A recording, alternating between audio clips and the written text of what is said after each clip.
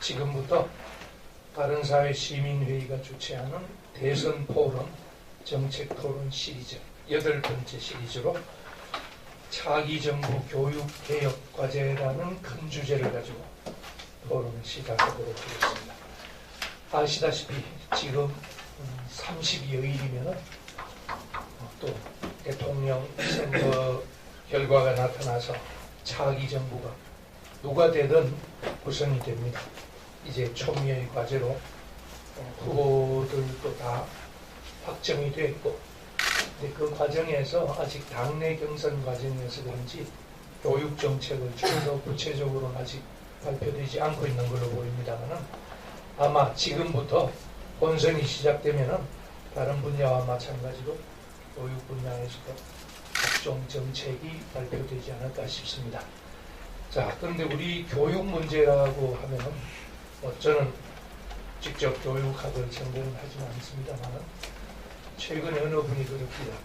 자녀를 가진 우리 대한민국 국민 학부모들은 전부 각각 교육 전문가라고 할 정도로 극단적으로는 교육부 폐지론부터 교육부 강화론, 공교육 강화론, 사교육 강화론, 극과 극에서 치달리는 그런 현실, 또 아시다시피 최근 국정교과서 문제, 역사교과서 문제에서도 드러난 바와 같이 교육에 정부의 개입이 어느 정도까지가 가능한가, 그와 관련해서 교육 노동자, 소위 교육 교사들이 스스로 노동자라고 칭하는 문제까지 근본적으로 타당한가, 다시 말해서 전교조가 지금 법의 노조로 되어 있습니다만은 전교조를 어떻게 볼 것인가부터 아주 스펙트럼이 다양하고 폭넓은 것 같습니다. 여기서 각 당 후보들이 어느 지점에서 어떤 스탠스를 취하고 우리 유권자들한테 어필할 수 있을지 중대한 관심사가 아닐 수 없습니다. 안녕하십니까, 이성호입니다. 여기 제가 작성한 원고는 그냥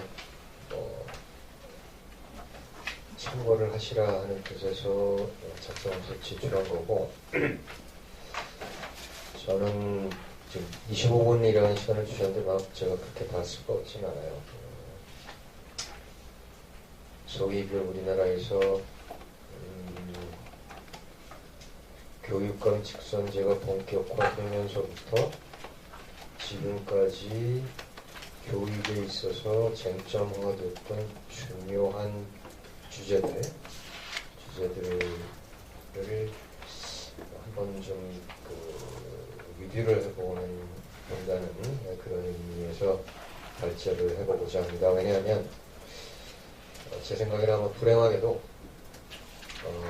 차기의 정권을 누가 잡든지 간에 이 논쟁은 계속해서 반복이 될 것 같다 하는 그런 예감이 매우 강하게 들기 때문입니다. 지금 박 교수님 말씀대로 선거 얼마 안 남았습니다. 그래서 이런 얘기를 해야 되는 건지 잘은 모르겠습니다만은 제가 사실은 작년 가을부터 거의 정신적으로 약간 공황 상태로 있었거든요.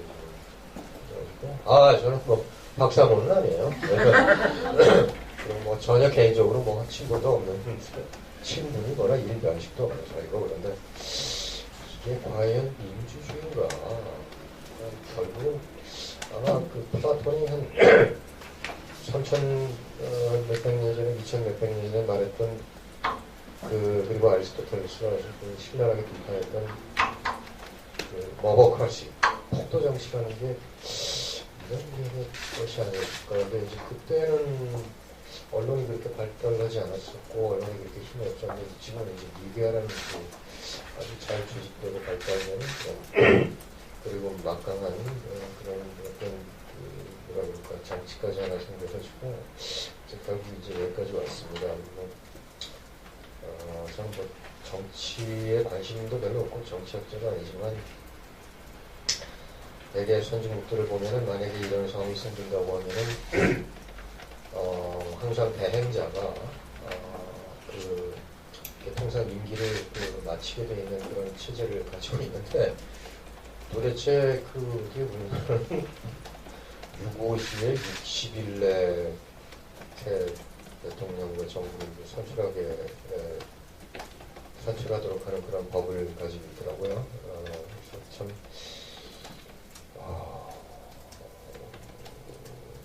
아마 이제 일단 뭐 선거는 이 법으로 치러지고 그리고 그 후에 정말 우리나라의 정치적인 안정을 위해서는 한번 이런 체제는 다시 한번 재론이 되어야 되지 않겠는가 그렇게 생각을 합니다. 지금 한 2달도 안 되는 기간 동안에 선거운동들을 하다 보니까 물론 몇몇 후보들은 몇 년 전부터 오랫동안 준비를 하고 있었겠지만 교육에 대한 이 소위 언급은 거의 전무합니다.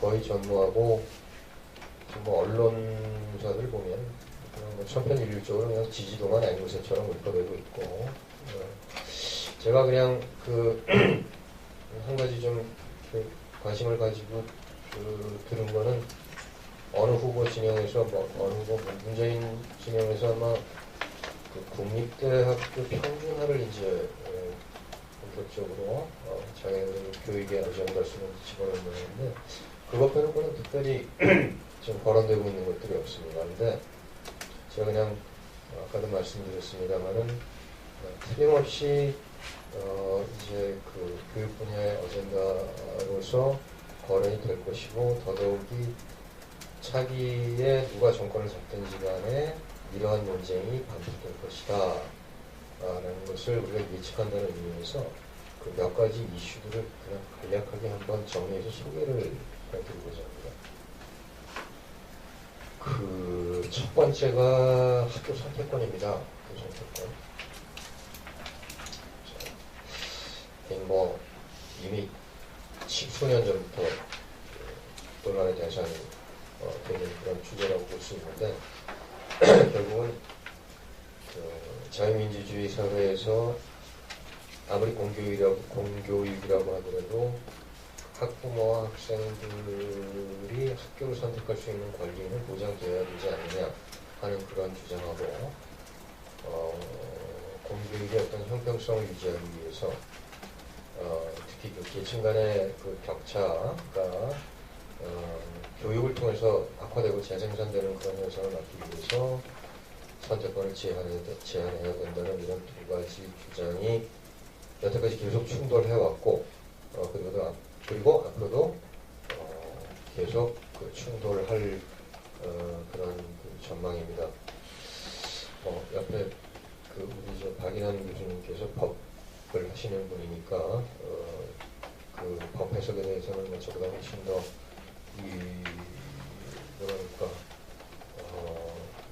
학식과 권위를 가지고 계실 것이라고 생각하는데 선진국의 사례들을 들어보면 선진국 역시 우리와는 약간의 정도 차이는 있지만 어떤 정부가 들어서느냐 어떤 정당이 정권을 잡느냐에 따라서 이 선택권을 보장하는 쪽으로 가기도 하고 그리고 선택권을 제한하는 쪽으로 정책을 가기도 합니다. 근데 재밌는 건요.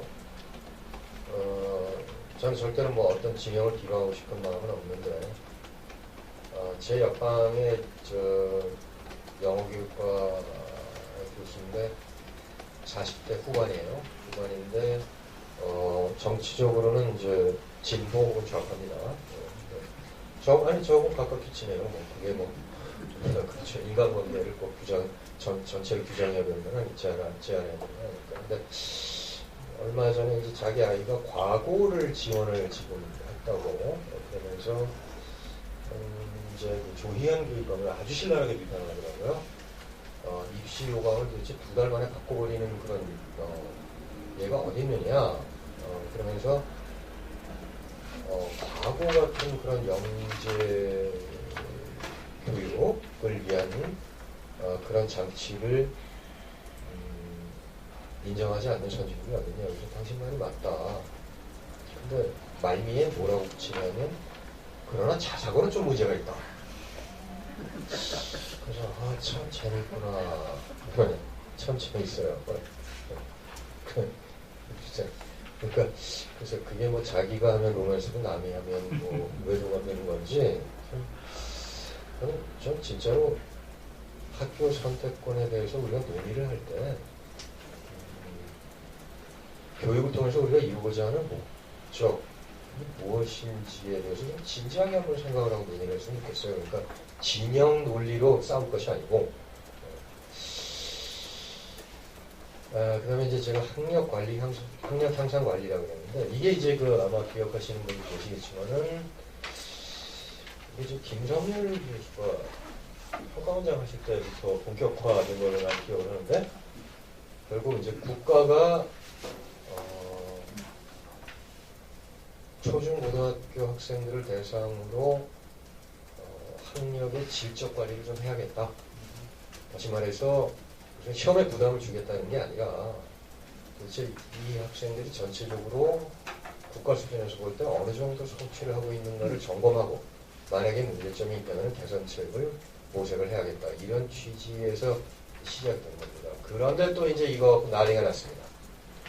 그래서 무슨 뭐 서열화를 부추기는 학생들의 부담감을 가중시킨다. 그래서 지금 결국은 개선되고 해가지고 점수평가를 지금은 안 하고, 지금은 일부 표지평가만 하고 있는 걸로 이제 알고 있는데, 아마, 정권의 향배에 따라서, 향배가 거의 결정됐다고 언론에서는 이제 그렇게 유도를 해가는 것 같은데, 뭐 힐러리도 다 대통령 편인 줄 알았어요. 난 잘 모르겠습니다. 어쨌든. 근데 만약에 이제 정권의 향배에 따라서 언론이 예측하는 대로 된다면 현재 우리가 하고 있는 전국 규모의 학력 평가 및 관리 체제가 없어질 수도 있지 않겠느냐, 이렇게 예측을 해봅니다. 참고로 말씀드리면요, 저는 뭐 이게 완벽한 제도 라고 주장하는 건 절대로 아닙니다. 왜냐하면 이게 부시 정권 때 굉장히 문제가 많았어요. 그래가지고 미국의 일부 고등학교에서 부정행위를 했습니다. 이렇게 평가를 해가지고, 기억날 거예요, 이제? 이렇게 평가를 해가지고, 그 학교의 그 예산에 이제, 차등 지원하고 이러니까 부정행위가 아주 그 학교 단위로만 이루어진 게 아니라 우리식으로 말하면은 교육청 단위로 이루어졌던 그런 사례가 있어요. 그래서 오바마 정부에 들어와서 폐지는 안 했죠. 폐지는 계속하고 있고 방법을 이제 상당히 많이 바꾼 걸로 그렇게 알고 있습니다.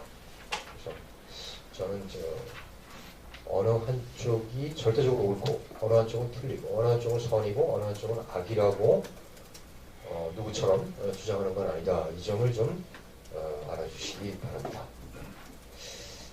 누구처럼 아니라 누구들처럼. 그 다음에 이제 15쪽으로 넘어가면요. 이것도 아마 이제 다시 본격적으로 도마 위에 오를 것 같다는 생각이 드는데요. 사실 이제 소위 진보 혹은 좌파 교육감이 직선에서 당선된 다음부터 소위 학생들 인권에 대한 그런 논의가 활발해지기 시작합니다. 그 제일 첫 번째 교육감이 김상곤. 이 치매가 되려고. 이거 이름이 자꾸 생각이 안 나요. 김상곤, 경기도 교육감 김상곤이었습니다. 그런데 그 김상곤 교육감은 아까 우리 박인환 교수님의 그 분류에 의하면 사실은 교육 전문가는 아니죠. 자기 전공이 경영학일 겁니다. 네, 경영이나 경제가 많이 달라요. 좀 무식한 질문인가? 네. 그럴 거예요. 네. 그런데 아주 재밌게도 교육감이 되더니 첫 번째 일성이 뭐냐면 학생 인권 조례를 만들겠다. 근데 이거 역시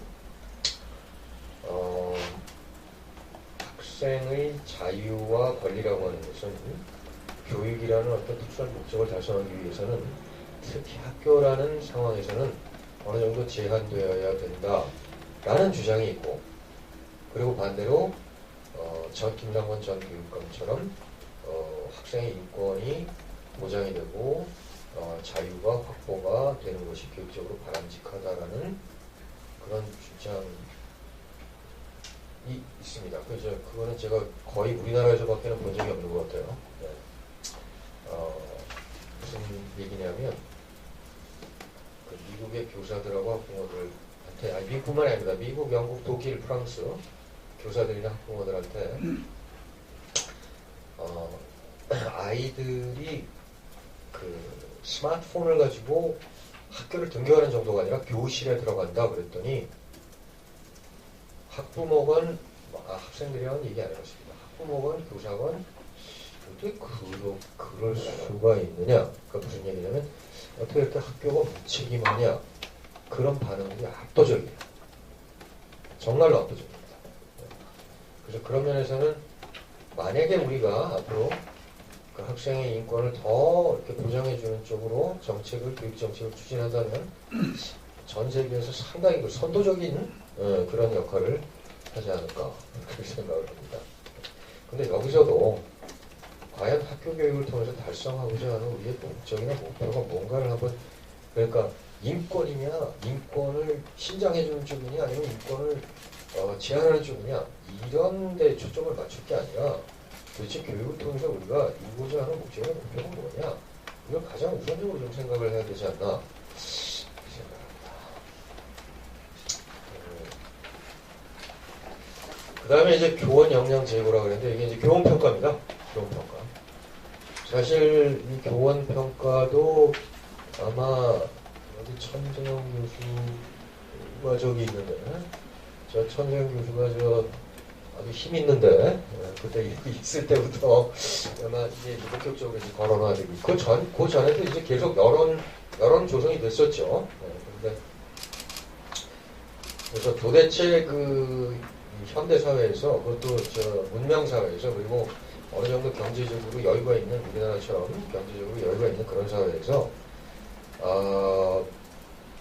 이 공적인 어떤 행위에 대해서, 다시 말해서 학교에서 하는 교육, 공적인 행위에 대해서 그 평가를 안 받는 그런 예가 어디 있느냐, 그런 사례가 어디 있느냐. 그래서 교사들도 평가를 받아야 된다.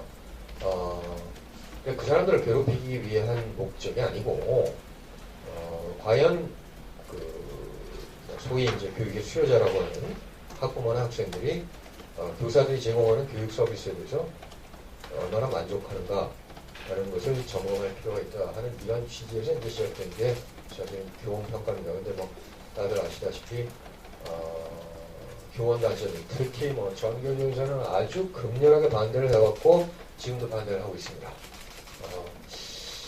이 궁여지책으로, 이렇게 표현해서는 뭐 청교사한테 좀 미안하지만 궁여지책으로, 그래서 이 뭐라 그럴까, 성과급을 차등화하기도 하고 그랬었는데, 뭐 그 학교 전체가 성과급을 반납을 한 건 없었습니다. 제가 보니까 반납한 사례는 없었고요. 그걸 자기네들이 그냥 균등하게 나눴더라고요.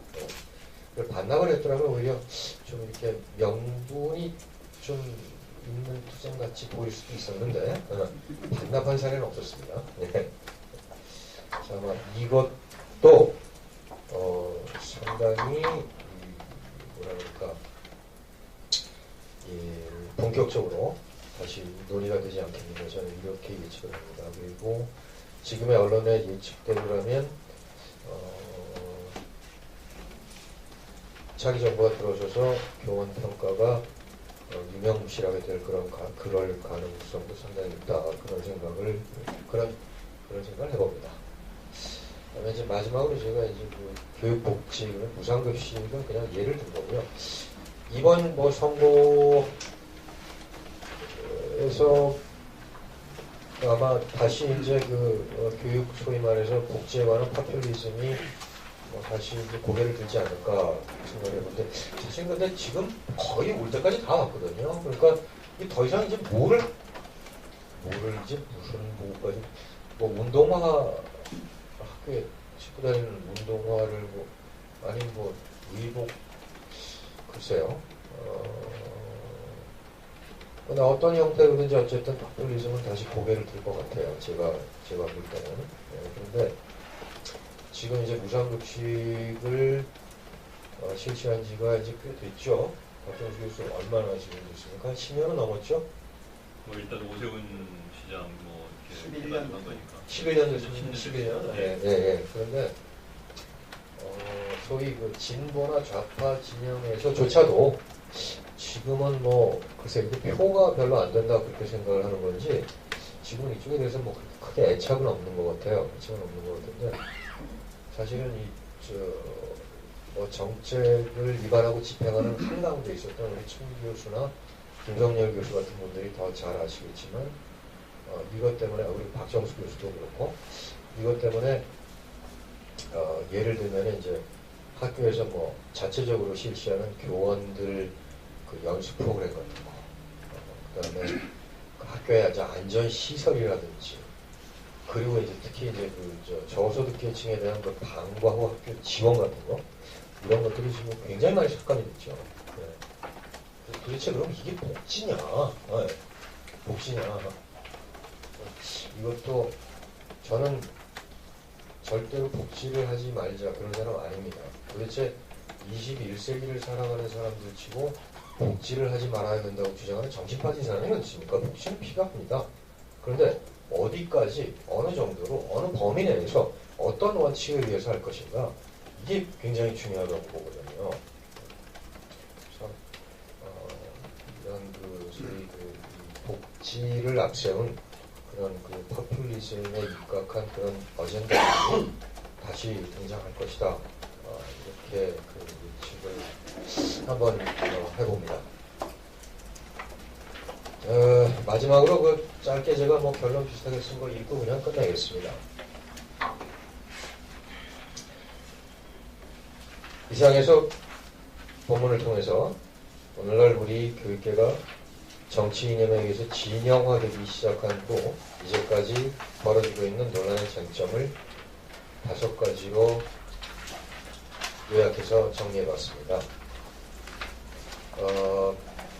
교육은 정치 중립적인 행위라고들 주장하는데 그것은 어떻게 보면 사실은 당위를 전제로 한 이상론일 뿐이지 실제로 교육에 대한 관점이나 구체적인 방법론 등은 정책인 이념으로부터 완전하게 자유로울 수는 없다고 생각합니다. 자유로웠으면 좋겠는데 저도 가급적이면. 네. 그리고 또 어떤 면에서 볼 때 뭐 교육에 대한 소위 좌파, 우파, 진보와 보수의 시각 차이가 반드시 부정적인 현상이냐, 그렇게만 또 볼 수는 없습니다. 사실은 이런 시각차는 교육이라는 행위에 대해서 보다 포괄적이고 다각적인 관찰을 가능하게 할 수도 있고 또 여러 가지 다양한 대안들을 모색하는 계기가 될 수도 있기 때문에 그렇습니다. 그럼에도 불구하고 지금 우리나라에서 벌어지고 있는 교육계의 혼란과 분쟁이 이런 식으로 계속 심화되면 이거는 말하자면 교육의 본연은 완전히 상실될 겁니다. 상실되고 서로 이제 진영화돼서 이제 싸우는 데만 급급하는 거죠. 그래서 저는 우리가 한번 교육의 본연을 회복하는데 다 같이 힘써야 될 것이 아닌가 이런 생각을 해봅니다. 정말 교육을 통해서 우리가 이루고자 하는 목적이 무엇인가에 대한 근본적인 성찰이 확산된다면 교육의 여러 가지 정치성을 띤 이슈에 대한 그런 논쟁들은 어떻게 보면 다소 좀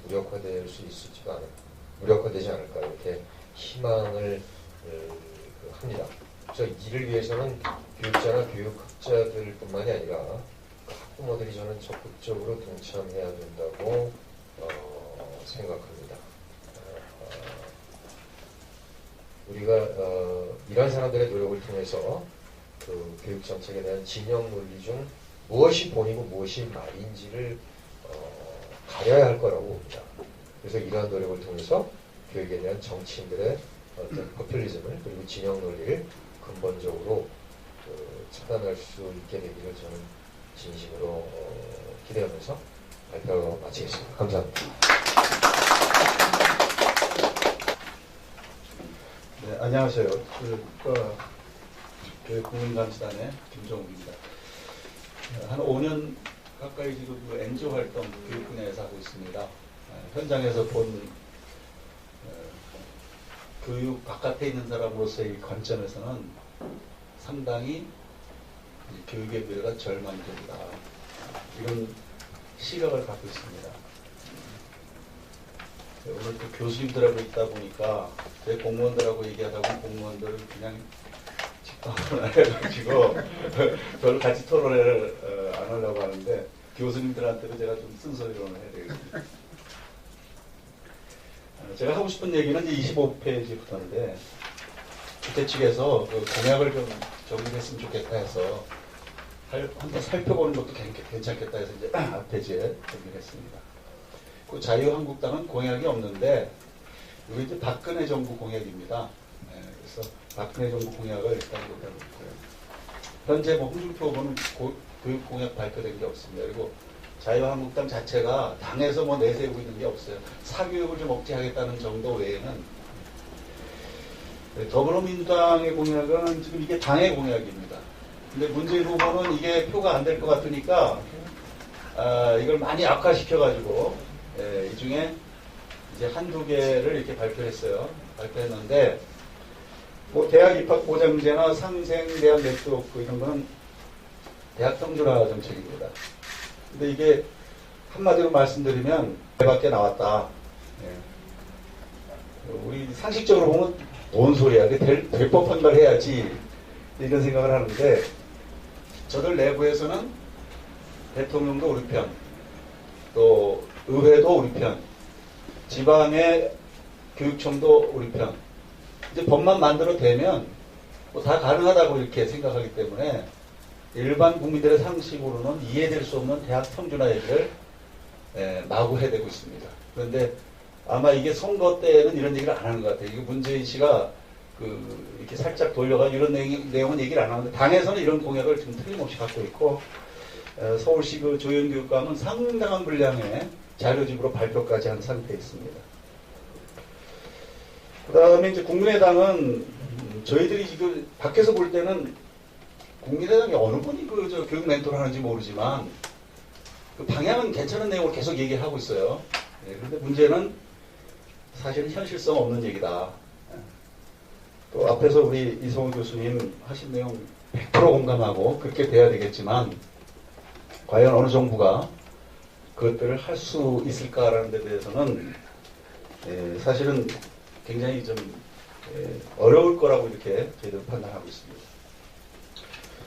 그 24페이지에 그냥 자유한국당이 그래도 보수 우파인데 저는 지금 약간 우파적인 성향, 교육은 약간 그 중도에서 보수적으로 가야 된다 이런 생각을 갖고 있습니다. 그래서 좀 비판을 해보자면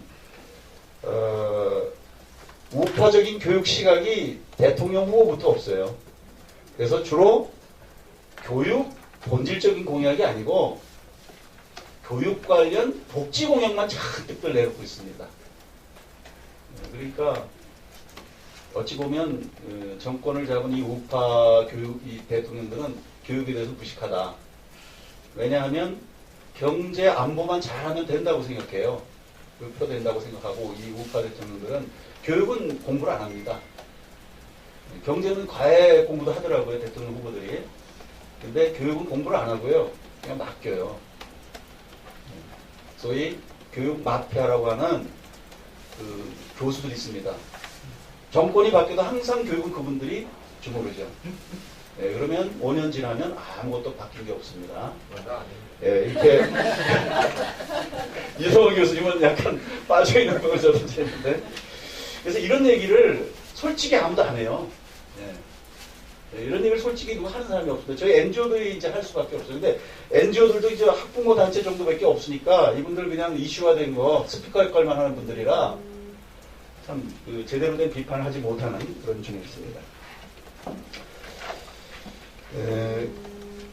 지금 뭐 교과서 완결학습 체제, 선행학습 금지 이런 것들은 전부 사교육에 초점 맞춰서 있는 것이죠. 지금 사교육의 문제는 언론에서 계속 떠들고 있습니다. 뭐 교육부에서도 해마다 뭐 조사해서 발표하고 그거 뭐 왜 이렇게 발표하는지 모르겠습니다.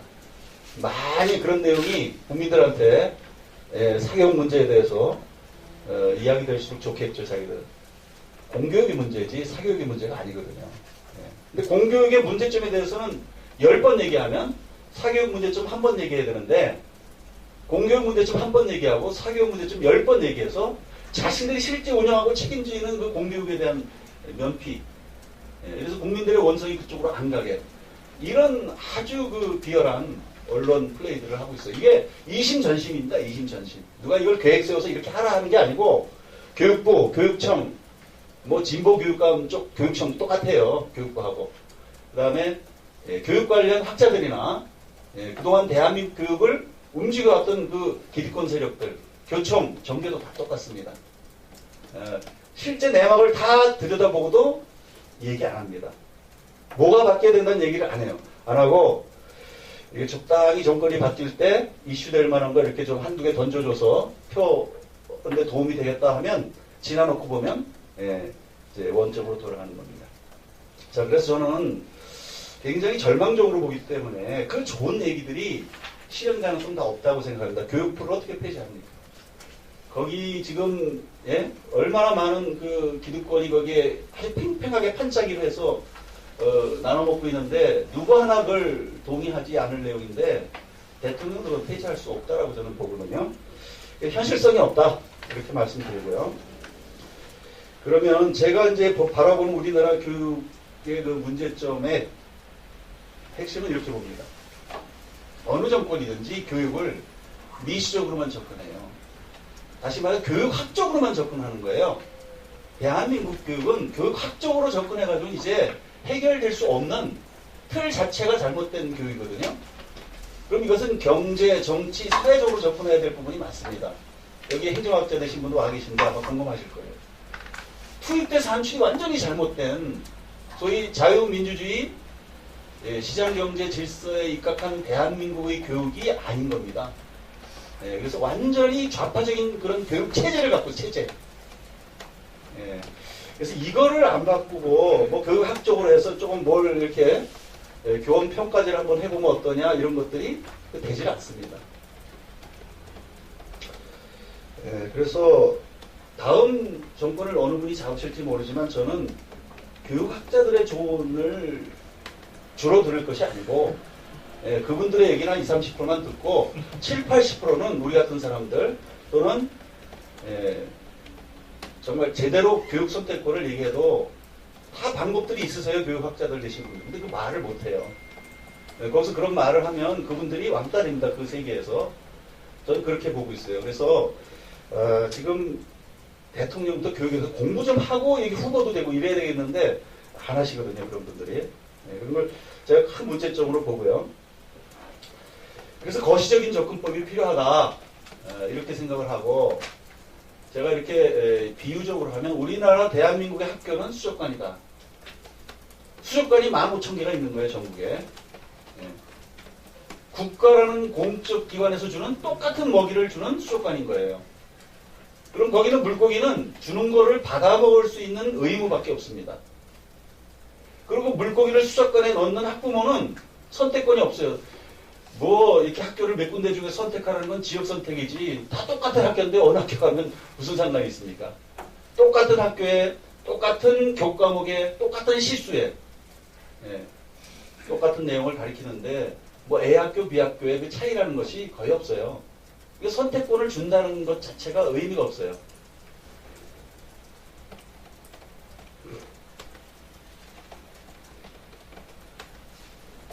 그래서 미시적인 접근, 교육학적인 접근만으로는 어렵다. 수족관에 수초 좀 바꿔줘 볼까? 먹이를 좀 한번 바꿔볼까? 또 뭐 놀이기구를 좀 다른 걸 한번 넣어서 뭐 좀 해볼까? 모래를 한번 좀 바꿔주면 어떨까? 그러나 수족관이 여전히 수족관일 뿐이죠. 거기서 자랄 수 있는 물고기는 제한적이죠. 그래서 강이나 바다와 같은 생태 환경을 교육 환경을 만들지 않으면 대한민국 교육은 5년, 10년, 20년 후에도 바뀔 것이 아무것도 없다. 이렇게 현장에서 제가 지난 몇 년 동안 바라본 교육계에 대한 저의 관점이 그렇게 지금 결론이 나고 있어요. 자, 그러면 지금 이게 왜 이렇게 됐느냐? 대한민국 교육이 일본에서 들어오면서 일본이 교육의 자유가 없는 나라예요. 독일에서 그 헌법이 들어올 때 교육의 자유만 쏙 빼고 헌법을 만들었더라고 일본이요. 유럽엔 다 교육의 자유 조항이 있습니다 헌법에. 우리나라는 교육의 의무는 있어도 자유 조항이 없어요. 교육을 주는 사람은 국가예요. 꼭 교육부나 교육청은 다 국가 아닙니까? 그게. 교사도 다 국가가 임명한 교원 자격증을 가진 사람만 할 수 있지 않습니까? 완전히 국가 독점 체제의 획일적인 교육 체제가 대한민국의 공교육 체제입니다. 학부모들 입장에서는 나이가 애가 6살이 되면 국가에서 보내라고 명령이 내려옵니다. 5살에 보낼 수도 없고 7살에 보낼 수도 없어요. 꼭 그 나이에 보내야 됩니다. 아이의 자질이나 무슨 성장 발달 과정이나 이런 거에 관계없습니다. 무조건 그 나이가 되면 보내야 되죠. 학교 어느 학교 선택할 수 있습니까? 이 학교 보내라고 정해줍니다. 국가가. 담임도 정해줍니다. 가보니까 전국 모든 학교가 똑같은 과목을 가르칩니다. 교과서도 국가가 허락한 것만 가르치고요. 다시 말해서 말만 초등학교로 바뀌었지 계속 국민학교인 거죠. 일본처럼. 국민을 만드는 겁니다. 자, 이러니까 내 아이가 조금만 열등하거나 조금만 우수해도 사교육을 시킬 수밖에 없어요. 지금 뭐 공교육이 무너져서 사교육이라고 그러는데요. 우리나라 교육체제에서는 공교육이 아무리 정상화돼도 사교육은 여전히 필요한 거죠. 획일적인 거니까요. 획일적인 걸 주니까요. 내 아이가 좀 우수하면 가서 자는 거예요. 거기서. 배울 게 없어가지고. 내 아이가 좀 열등하면 못 알아들어서 잡니다. 이게 현실이 이미 돼 있는데도 누구도 얘기를 안 해요. 그래서 사교육은 너무나 자연스러운 거고 사교육 억제할 필요가 없는 겁니다. 억제하면 억제할수록 비정상적인 사교육만 발전하고 있죠. 나쁜 사교육, 뭐 고액화해 이런 거. 학원은 양성화시켜줘야 돼요. 아주 투명하고 정해진 단가만 받는 게 학원이고 국가가 다 관리하고 있습니다. 교육청에서. 근데 지금 관리할 수 있는 학원만 가지고 계속 못 살게 굴어서 뭐 교습 시간을 뭐 몇 시에 하면 되니 안 되니 이렇게 해서 계속 이상한 과외만 자꾸 고액 과외만 늘어나게 이렇게 하고 있습니다. 그래서 좀 거시적인 관점에서 가야 되겠는데 현실적으로 거시적인 관점에서 어느 제도 하나를 전국적으로 바꾼다는 건 저는 불가능하다고 봐요. 교원 조직이나 현재 교육 공무원들의 조직이나 교육부, 교육청은 다 권력화되어 있습니다. 그래서 기득권화되어 있어서 뭐 하나 바꾸려고 그러면 난리가 납니다. 그래서 바꿀 수 없습니다. 이걸 인정을 해야 돼요. 그러면 제가 제안하는 건 뭐냐? 학부모들이 혁명을 일으켜야 되는데 학부모들도 자기 아이들 다닐 때만 조금 생각하다가 뭐 이렇게 지나고 나면 이제 그냥 또 관심이 없어지거든요. 그래서 이걸 어떻게 해야 되냐면 저는 이렇게 생각합니다. 자꾸 교육 내부에 들어가서 뭘 더 잘해서 이렇게 하려는 생각을 해서는 안 되고요. 일정 지역을 좀 한번 교육 자유도시 내지는 교육 특별자치도 개념으로 이런 국가 독점적인 교육체계로 묶어져 있는 그 제도를 풀어주는 지역을 좀 정책을 한번 어느 대통령이 했으면 좋겠습니다. 뭐 일례를 들면 청주 교육자유도시 아니면 충청북도 교육특별자치도 일반 특별자치도 말고요. 교육에 관한 부분만 그렇게 해서 예를 들겠습니다. 학교 설립의 자유를 주는 겁니다. 지금 우리는 이제 학교 설립의 자유가 없지 않습니까? 학교 법인을 꼭 해야 되잖아요. 그나마 이제 지금 유치원이 4인이 경영하는 학교인데 그것도 못 잡아먹어서 지금 뭐 교육부에서 계속 그 사학 재무 회계 규칙 고쳐가지고 이제 국가화 시키려고 지금 누리과정 주면서 이렇게 지금 하고 있습니다. 근데 오히려 초, 중, 고등학교가 유치원처럼 돼야 돼요. 유치원은 지금 어떤 원장이 교과목을 잘 만들고 뭐 프로그램 만들면 학부모들이 선택해 가거든요. 돈을 더 주고도. 근데 초, 중, 고등학교 이게 지금 없지 않습니까? 없는데 교육특별자치도 그 범위 내에서는 특별법을 만들어서 학교 설립의 자유, 4인이 경영하는 학교를 허락하는 겁니다. 그리고 그 학교에는 독자적으로 교육과정을 편성하고 운영할 수 있는 권한을 주는 겁니다. 교원에 대해서는 일정 비율 국가에서 임명한 그 교원 자격증이 없더라도 채용할 수 있게 해주는 겁니다. 물론 뭐 여러 가지 이제 기본 자격들이 필요하겠죠. 이러면 아마 대박이 터질 것 같아요. 이거는 기존의 교육을 하나도 안 건드려도 됩니다. 기존 교육은 그대로 가는 겁니다. 그 지역도. 그러면 많은 민간이 들어옵니다. 필요하면 외국에서 들어오겠죠. 자기들이 만든 프로그램을 홍보해서 학부모들이 선택해 가는 겁니다. 전국에서. 뭐 기숙형 아마 학교가 될 것 같은데. 그러면 청주 자유교육 도시를 선포하고 법제를 완화시켜 준다면 제가 볼 때 동남아에서 다 몰려올 겁니다. 네, 그 교육을 받으러. 많은 사람들이 아이디어가 있어요. 아마 여기 있는 교수님도 그런 데 가서 한번 학교 한번 운영하고 싶을지도 모르겠습니다. 이거를 전국적으로 하면 뭐 하나도 못 바꿔요. 그런데 일정 지역을 한번 하게 되면 이게 강이나 바다는 우리가 아직 못 만들지만 연못을 하나 만드는 거죠. 그렇게 해서 이루어지는 내용을 보면 국민들이 각성할 것이고 기존 교육체제 내에서 안주하고 있는 사람들이 비교, 경쟁, 내지는 평가가 될 것입니다.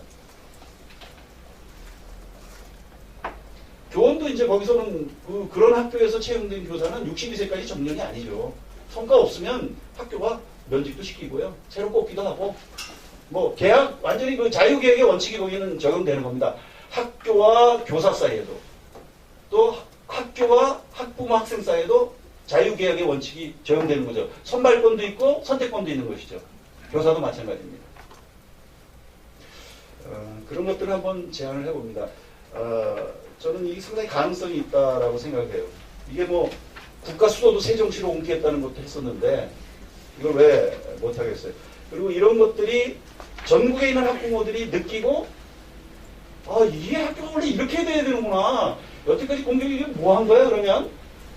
라는 국민적인 인식이 돼야만 기득권을 갖고 있는 사람들이 이걸 놓지 그게 되지 않은 상태에서는 그 기득권을 놓지 않을 겁니다. 저는 뭐 예를 들면 제일 중요한 거 이렇게 얘기해서 한 고등학교 교장 선생님이 교사만 잘하면 된다. 제도적으로 잘할 수 있는 제도를 만들어 놔야지 그걸 개인의 어떤 양심에 맡겨서 잘하면 된다라는 그런 무책임한 거예요. 그게. 우리나라 교육이 지금 그런 상태거든요. 그래서 뭐 길게 그 내용은 많이 있습니다만 아마 제가 핵심적인 내용은 이제 다 말씀드린 것 같아요. 그 다음에 제가 대통령 선거 교육정책 공약을 제안했는데 일단 1, 3세는 이제 지금 양육상을 주고 있는데요. 이거는 현금으로 뭐 할머니가 와서 기르든지 뭐 누가 와서 현금을 지원하면 되지 않겠다 싶어요. 이제 지금 아마 홍준표 후보께서는 아마 그걸 좀 선별적으로 해야 된다. 부자는 줄 수 없다. 이렇게 하는데 뭐 어떤 형태가 돼 선별적이 되든 어떻든 현금을 줘야지 자꾸 이거를 그냥 주면 관리를 안 하면 되는데 이거를 또 공무원이 뭐 어떻게 해서 하면 또 중간에 비리 나오고 그걸 가지고 또 하나의 자리가 생겨요. 또 그걸 관리하는 사람의 자리가 수도 없이 그냥 정부에 많이 있어야 되고 이렇게 해서 그냥 자꾸 이렇게 뭔가 정부의 짐만 되는 그런 제도로 만들 필요가 없습니다. 그 다음에 이제 누리과정도 그냥 현금을 주면 됩니다. 다만 바우처죠. 유치원에 보내고 어린이집에 보냈을 때 그 바우처로 그쪽으로 가도록 하면 되는 거죠. 그러면 이제 뭐 학부모는 유치원을 자기가 선택하면 되는 것이고요. 유치원은 열심히 그 원생들을 모집을 하면 되는 거거든요. 좋은 프로그램을 가지고.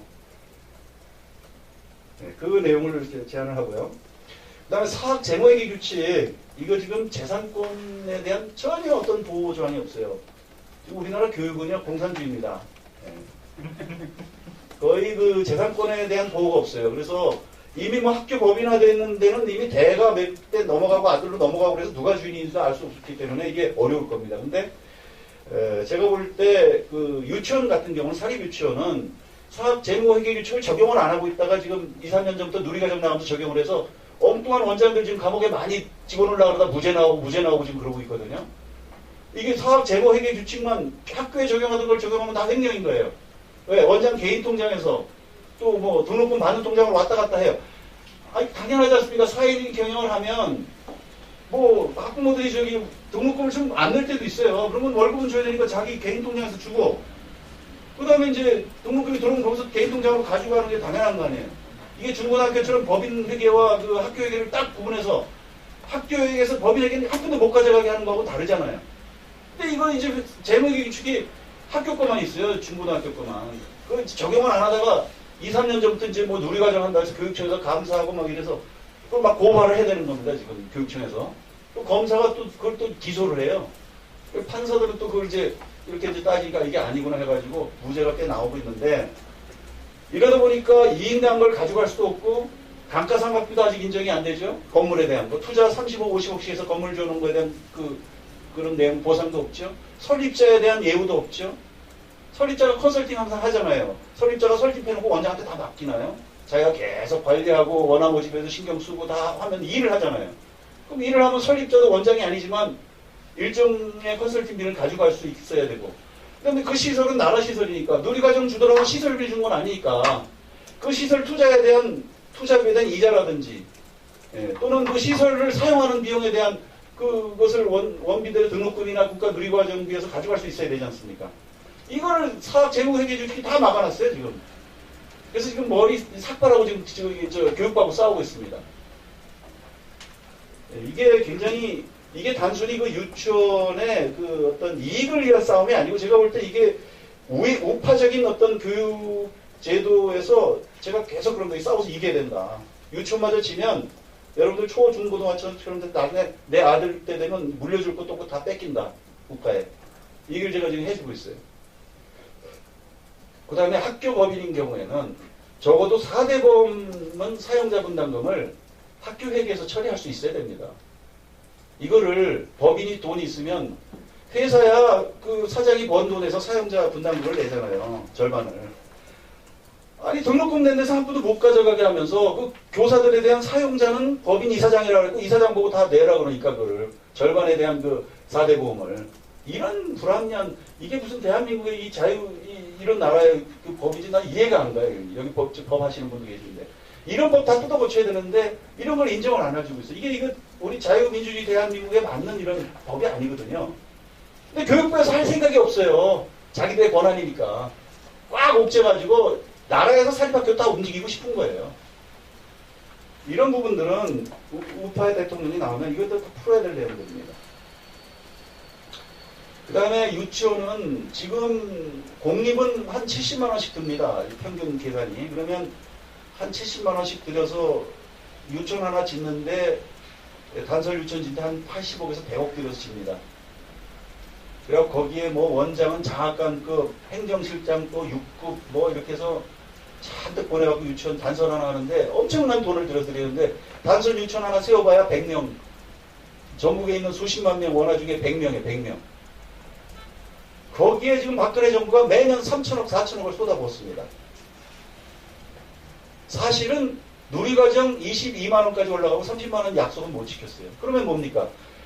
공립 유치원에 갈 수 있는, 단설 유치원에 갈 수 있는 극히 제한적인데 걔들을 위해서 엄청난 예산을 쏟아부으면서 대부분의 사립 유치원 보낼 수밖에 없는 학부모들한테는 22만 원뿐이 안 주는 거예요.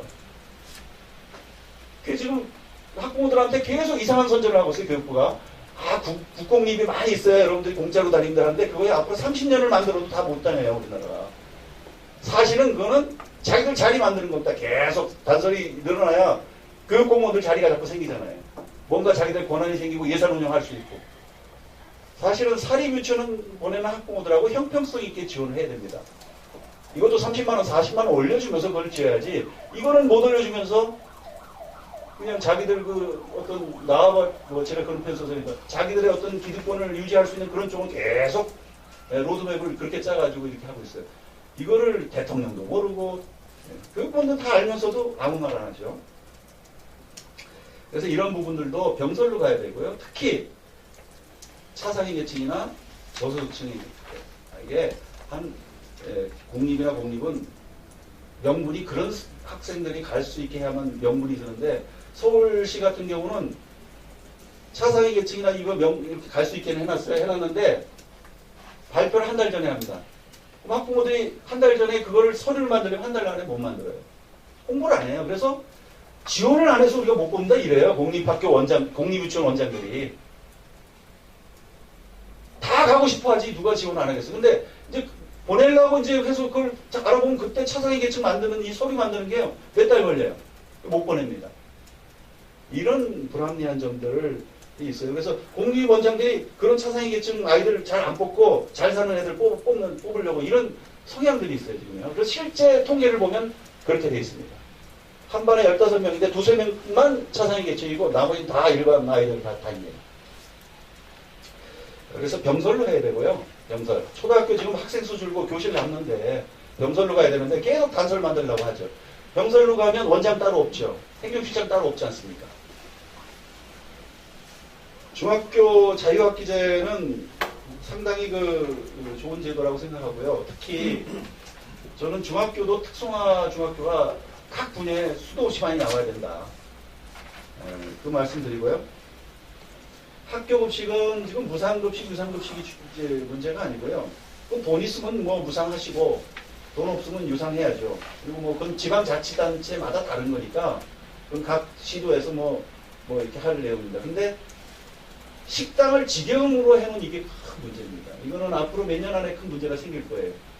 조리원 노조하고 영양사 노조가 대립할 겁니다. 틀림없이. 지금 벌써부터 조리원 중에 꽤 호봉 높은 사람은 영양사보다 월급이 많습니다.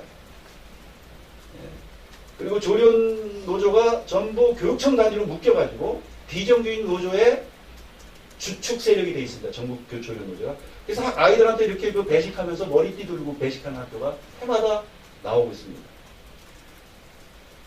그래서 이거를 학교급식법을 개정하든지 아니면 현재 학교급식법 내에서도 사립학교의 경우에는 그 교육감이 이렇게 학교급식 자문위원회의 승인을 받으면 어떤 명분을 줘서 이제 위탁 운영할 수 있도록 법으로 돼 있습니다. 근데 문제는 교육부에 있는 서기관 한 명하고 몇 사람이 급식 담당이 있어요. 교육부에. 절대 못하게 합니다. 거기서 지침만 내려주면 각 교육청마다 이거 할 수 있거든요. 교육청에서도 교육부가 못하게 해요. 그 사람들이 바로 10년 전에 사무관 한 명 있던 자리에 지금 서기관 자리가 생겼어요. 예, 급식 위생하는 사람들이. 이거를 직영으로 해야 자기도 할 일이 있는 거예요. 그리고 자리가 늘어나는 겁니다.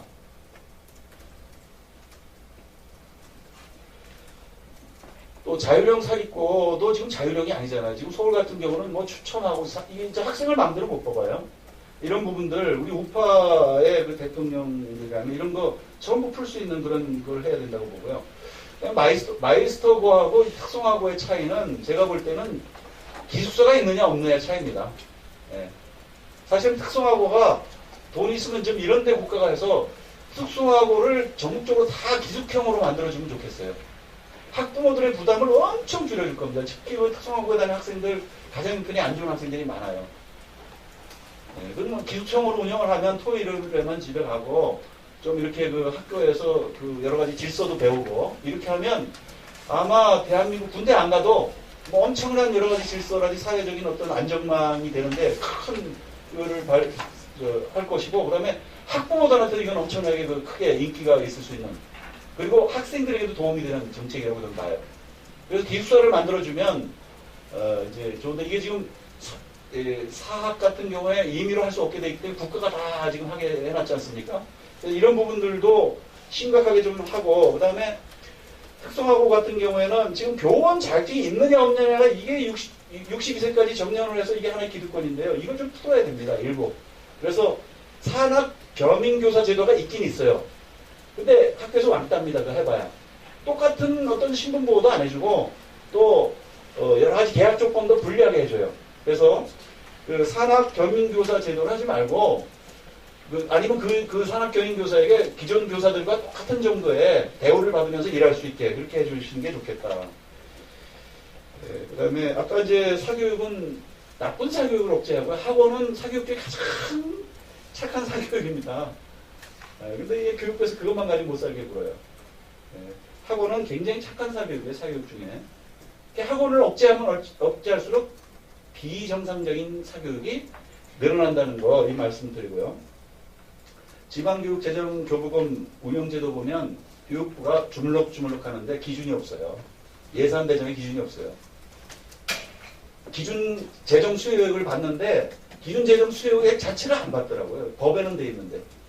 그래서 뭐 어느 특정 분야 유치원 그러면 어떻게 내냐 그랬더니 그냥 뭐 저쪽 저 교육부에 그 유치원 담당하는 부서하고 이렇게 상의하면서 그냥 넘어가는 거예요. 그러니까 매년 싸우고 뭐 저 누리과정을 돈을 줬네 안 줬네 이거 가지고 맨날 싸우잖아요. 5년 사이에 43조에서 57조로 13조가 늘었습니다. 13조에 무상교육비 무상급식 5조 그다음에 4조 그다음에 누리과정 2조 5천 다 합쳐도 그 배가 늘었는데 그 돈 다 어디 가고 계속 돈이 모자란다는 거예요. 그래서 일반회계에서 7,800억인가 이번에 더 가져갔잖아요. 교육부 공무원이 너무 좋아하는 거예요. 예. 진보 교육관들이 돈 더 달라고 자꾸 외치는 거 겉으로는 반대하는 것 같아도 속으로는 찬성하고 있는 겁니다. 더 교육부 예산이 늘어나니까 일반회계에서 가져오니까. 예, 마지막으로 자유교육도시 이런 거 좀 한번 획기적으로 해주셨으면 좋겠다 이 말씀 드리고 마치겠습니다. 감사합니다. 안녕하십니까. 방금 소개받은 김성렬입니다. 제가 최근은 아니지만 읽은 책 중에 좋아하는 책이 왜 국가는 실패하는가라는 책입니다. 그 책에서는 이렇게 얘기합니다. 포용적인 제도를 만든 국가는 성공을 했고 지속 발전이 가능했고 특정한 집단을 배제하거나 하는 올렸는데 안 돼요. 도민의 이거 된다. 특정한 집단을 배제하거나 특정한 지역을 배제하는 정책을 만든 국가는 실패했다고 얘기를 합니다. 지금 바른사회 시민회의라는 것도 바른사회라는 것이 아마도 특정한 집단을 배제하거나 하는 것이 아니고 모두 포용하는 그런 정책을 만들자고 하는 것이 아닌가 이렇게 생각을 해봅니다.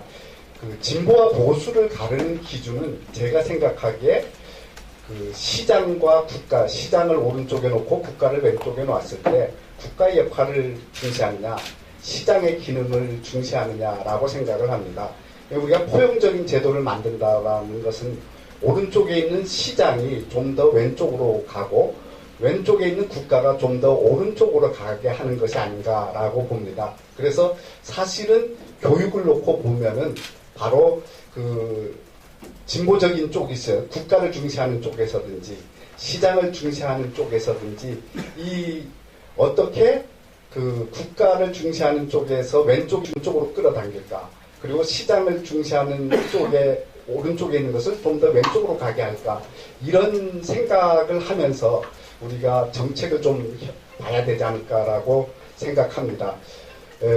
두 분의 말씀을 들어보면은 다 교육의 자유를 중시합니다. 그런 점에서는 분명히 우리가 오른쪽에 있다고 할 수 있습니다. 시장의 기능을 중시하는. 그러나 실제적으로 약간씩 그런 자유를 중시하면서도 거기에 단서를 좀 달고 있습니다. 그렇게 보면은 오른쪽에 있던 것이 약간 왼쪽으로 가고 있습니다. 그렇지만 왼쪽에 있는 주장들에 대해서 좀 더 우리가 포용적으로 바라볼 수는 없을까 이런 생각을 해봅니다.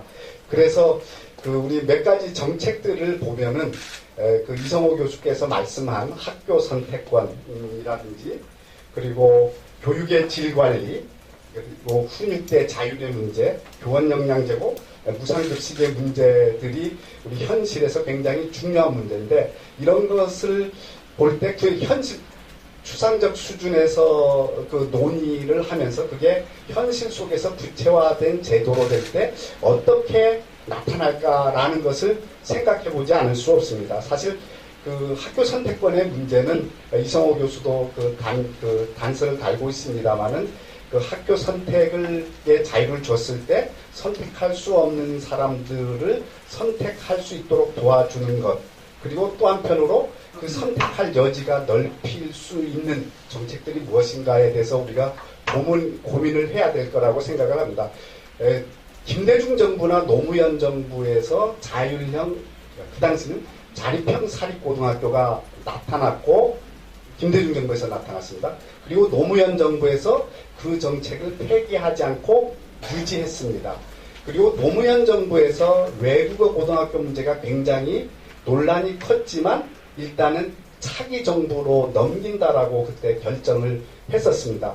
그렇게 보면은 현재 그 교육감들 수준에서 여러 가지 그 학교 종류의 그 단순화, 획일화 쪽으로 하려는 움직임이나 일부의 그 대선 후보 유력 주자들이 그 고교 서열화 해소를 명분으로 한 그 고교 유형의 그 단순화라는 것은 우리가 좀 더 그것에 대해서 그렇지 않음을 강조해야 되지 않을까라고 생각을 할 수 있고, 또 한편으로 현실 속에서 다양화라는 명분 그리고 선택권의 보장이라는 명분으로 행해지는 정책들이 혹시라도 그 가정 배경의 대물림이나 또는 계층적 불평등의 고착화에 오히려 기여하고 있거나 그런 쪽에 그 부작용들이 나타나고 있다면 어떻게 하면 그것을 해소할 수 있을까라고 생각을 해야 된다고 봅니다. 그리고 아무리 우리가 이 인간 중심의 사회가 된다 하더라도 그 4차 산업혁명이 지난번에 그 알파고와 이세돌의 대결에서 우리가 체험적으로 확인했듯이 4차 산업혁명이 우리들의 일상생활 속에 굉장히 깊숙하게 들어와 있습니다. 그렇게 본다면 결국은 생각하는 힘, 이런 것이 굉장히 중요하다고 한다면 기초학력의 보장이라는 것이 매우 중요하고, 그러한 점에서는 그 국가적 수준에서의 교육의 질관리라는 것은 여전히 중요하다. 교육의 질관리가 그 학교 내에서의 무의미한 경쟁이나 무의미한 입시의 고통에 이에서 뒷받침된다면 문제지만, 그렇지 않고 우리가 절대적 수준의 경쟁을 통해서 교육의 질관리가 이루어지고, 그런 속에서 기초학력이 튼튼하게 보장되고, 그러면서 우리가 그 4차 산업혁명 시대에 모두 다 4차 산업혁명을 주도하는 그런 그 퍼스트 무버가 되는 것은 아니지만 그 자기 효능감을 가지고 살아갈 수 있도록 하려고 한다면 학교의 교육력을 높이는 것은 굉장히 중요하지 않느냐. 그리고 학교의 교육력을 높였을 때 우리가 흔히 얘기하는 그 개인들의 교육을 통한 그 삶의 기회의 확대와 보다 높은 삶의 질을 영위할 수 있는 것이 아닌가, 이렇게 생각을 해봅니다. 그런 것들이 이루어지려고 한다면 정말로 우리가 교육 국가에서 볼 때는 굉장히 자율로 해야 되고, 교육제도 운영 그리고 다양한 교육제도를 만들어서 공급해 주어야 되고, 그 속에서 교육을 공급하는 위치에 있는 학교나 교원들의 경우에는 보다 그 학생들, 수요자 그리고 고객 중심의 그 활동을 통해서 보다 수요자에게 친근하게 갈 수 있도록 해야 되지 않는가라고 생각합니다. 그런 친근하게 가도록 하는데 혹시 교원 평가제도 같은 것이 기여를 한다면, 그걸 그렇게 가게 하는 데는 좀 우리가 교원 평가제도를 세밀하게 설계해서 활용을 해야 된다고 생각합니다. 그러나 실제 그 미국과 같은 경우에는 교사들이 되는 경우에 고등학교 졸업자 성적으로 하면 평균 하위 25%라고 합니다. 그거는 무엇이 이 나라 학생들을 똑똑하게 만드는가라고 하는 책을 쓴 미국의 저널리스트가 우리나라와 핀란드와 폴란드와 미국의 교사들을 비교한 속에서 나오는 수치였는데, 우리나라는 그것에 비하면 상위 5%가 되니까 하위 25%가 교사로 되는 나라에서 활용하고 있는 교원 평가 제도를 직수입해서 상위 5%가 교원이 되는 나라에서 그대로 쓴다는 것은 아무래도 문제가 있을 듯합니다. 그런 점에서 우리에게 맞는 교원 평가 제도, 그건 달리 말한다면 수요자 중심의 교육 활동을 좀 더 촉진하는 기제로서 교원 평가 제도를 활용해야 되지 않을까라고 생각을 하고요.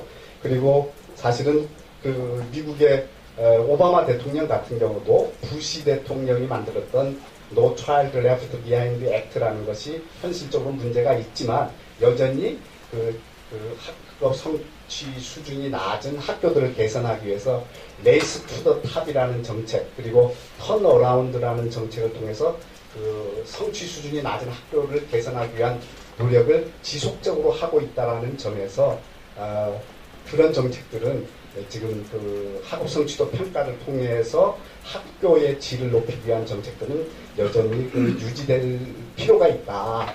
이렇게 생각을 합니다.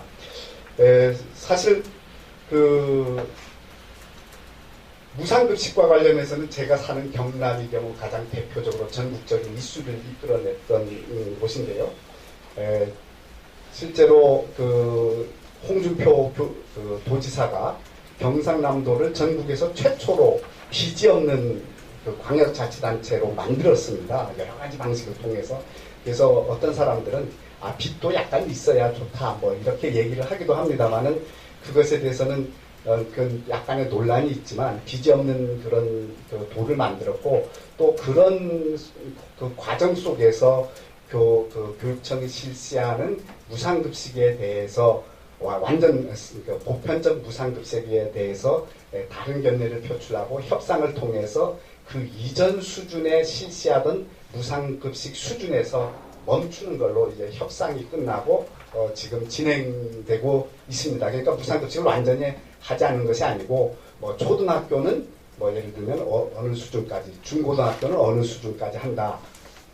이런 식으로 해서 하는데 실제 그 아까 우리 그 김정욱 총장님께서 말씀을 하셨습니다마는 지방자치가 진행되는 속에서 시도교육감이 중앙정부로부터 내려온 그 재정, 보통교부금과 관련한 시도교육청의 예산 편성권을 가지고 있기 때문에 중앙정부가 내세운 어떤 교육정책과 시도교육감이 내세우는 교육정책을 놓고 할 때 교육감들은 자기의 교육 공약이나 정책이 우선하는 경우가 많고 중앙정부의 교육정책의 경우는 특별교부금이 내려왔을 때 더욱 그것을 추진한다. 이런 식의 그 생각을 가지는 경향이 강합니다. 그렇기 때문에 중앙정부와 지방정부 사이에 지방분권이라는 것이 좀 더 진행되어서 지역의 특색에 맞는 교육 정책을 창의적으로 다양하게 펴는 것은 틀림없이 맞는 말입니다. 추상적 수준에서는. 그러나 보다 그 실질적으로 정책을 추진할 때는 그 예산 편성에 있어서 중앙정부의 생각과 지방정부의 생각 사이에 그 적절한 균형을 갖게 하는 것이 필요하다라고 할 수 있고, 그러기 위해서는 그 일반 행정의 경우 국무총리 산하에 있는 그 행정조정협의회인가 지방정부와 중앙정부가 갈등이 있을 때 조정하는 기구가 있는데, 교육의 경우에도 그와 같은 기구를 만들어서 중앙정부와 지방정부의 갈등과 대립을 어느 정도 해소하면서 균형 있게 해야 되지 않을까, 이런 생각을 해봅니다. 우리 박주희 실장께서 저한테 이 원고들이 들어오기 전에 그 토론문을 써서 보내달라고 해서 제가 평소 생각하는 걸 가지고 썼는데, 제 생각이 우리 이성호 선생 교수의 그 발표문에도 거의 함께 나타났고, 김 총장님의 생각에서도 추상적인 수준에서는 동의하는 바가 있습니다. 뭐 구체적으로는 제가 동의할 수 없는 것들도 있고 합니다만은, 그리고 제가 교육학자로서 교육학자들이 지나치게 미시적인 접근을 해왔다. 이것에 대해서도 부분적으로 공감하고 반성도 합니다. 사실은 실제로 너무 우리가 기술적 차원에서의 교육을 잘하는데 중점을 두다 보니까 거시적 차원에서 숲을 보는 데는 좀 실패하는 경우도 있고, 나무를 어떻게 잘 가꿀까 뭐 이런 데만 관심이 있었던 것이 아닌가, 뭐 이런 생각도 합니다. 그런 점에서 동의를 하고요. 그 다음에 한 가지 제가 말씀을 마치면서 드리고 싶은 말씀은, 아까 시작할 때 말씀을 드렸었습니다만은, 또 하나의 제가 재미있게 읽은 책 중에 하나가 영국의 보수 정치는 어떻게 유지되는가라는 책입니다. 이 책에 보면은 영국의 보수당이 100년 이상 유지될 수 있었던 데에는 보수당이 노동당의 진보적 아젠다를 빠르게 보수당 관점에서 해석해서 만들어냈다라는 겁니다. 우리도 사실은 그렇게 가야 될 거 아닌가 이런 생각을 해봅니다. 바른사회 시민회의가 다른 시민단체보다 약간 좀 그럴 가능성이 더 크지 않는가. 그래서 양극단에 있는 그런 것보다 중간에 회색 지대가 좀 더 넓어질 때 우리 사회가 포용적인 교육 정책과 그리고 제도 이런 것들을 만들어내고 그래서 우리 사회 전체가 교육에 의해서 지속 발전할 수 있는 기반이 구축되는 것이 아닌가 이렇게 생각을 합니다. 감사합니다.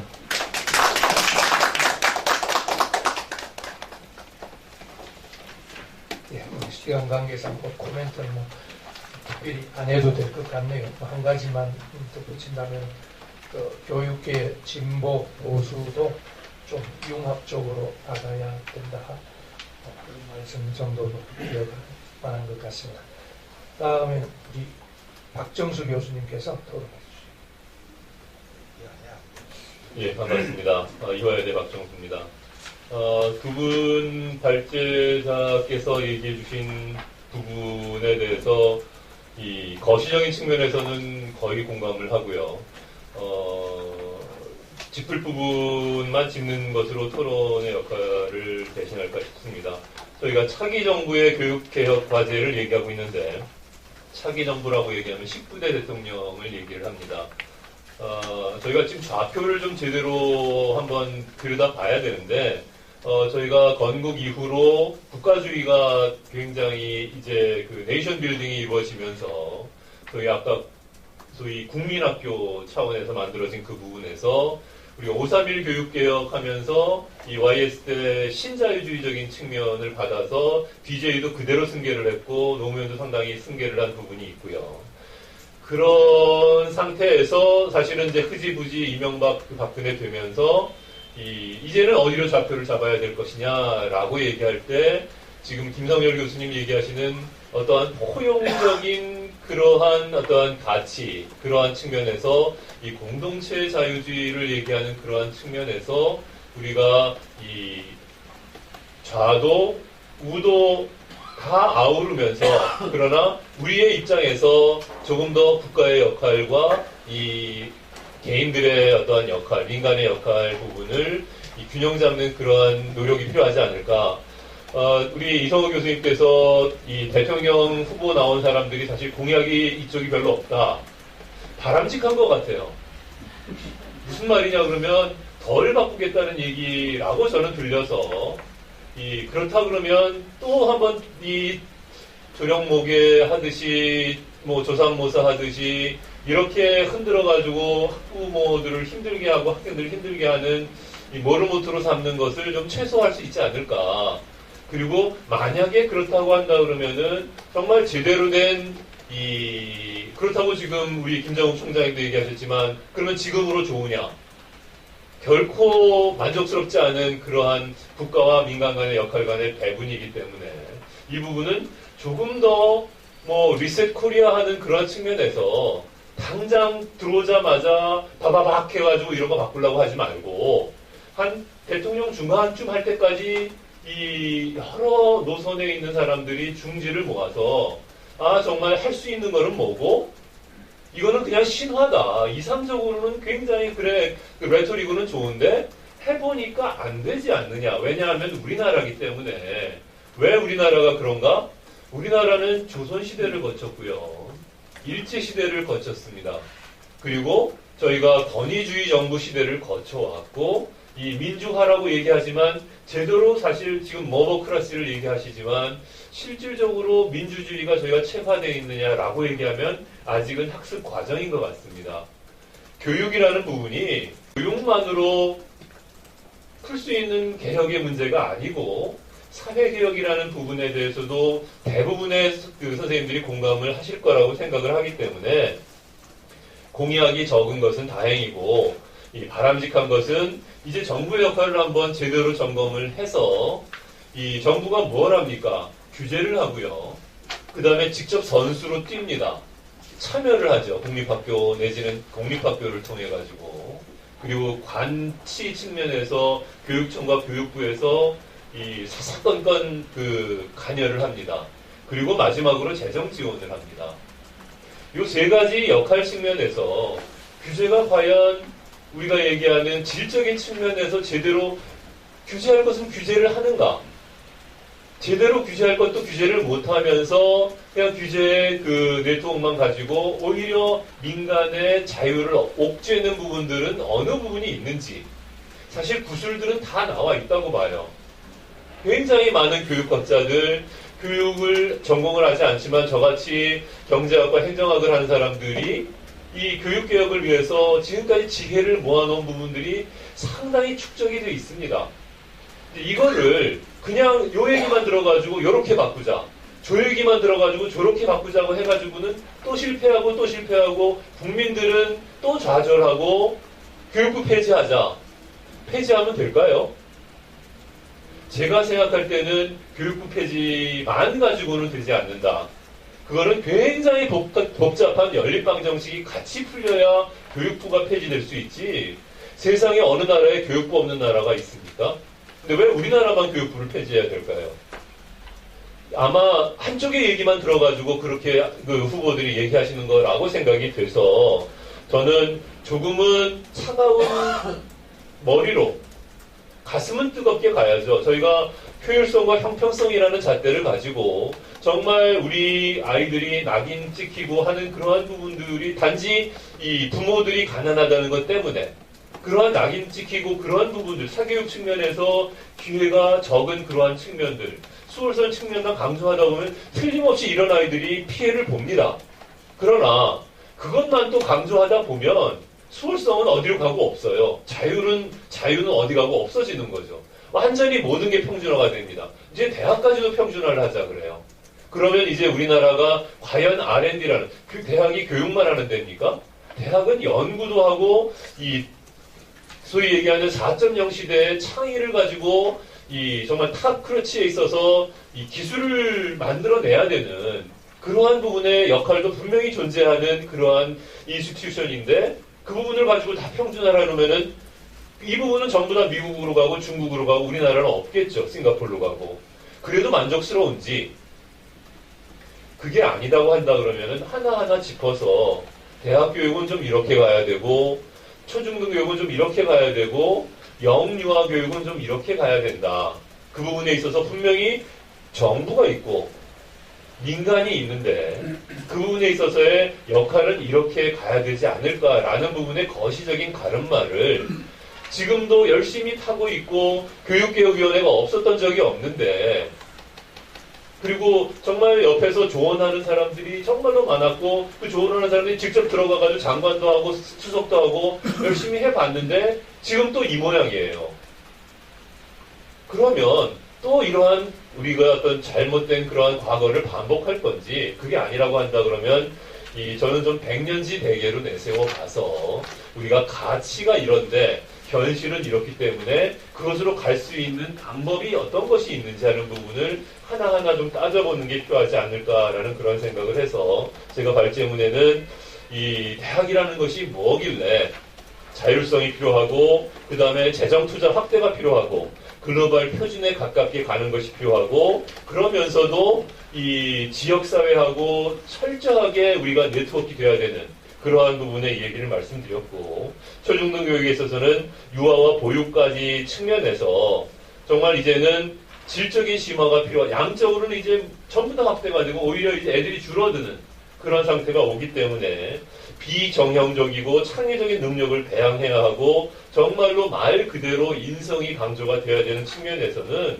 저는 이 교육 자치도도 충분히 한번 저희가 실험해 볼 만한 가치 있는 제안이라고 생각을 하고요. 정말 분권형 그러면서도 개방형 네트워크 체제의 교육 시스템이 만들어져야 되고 이럴 때 교육자치 따로 지방자치 따로 가는 이러한 시스템은 이제 그만해야 될 것 같아요.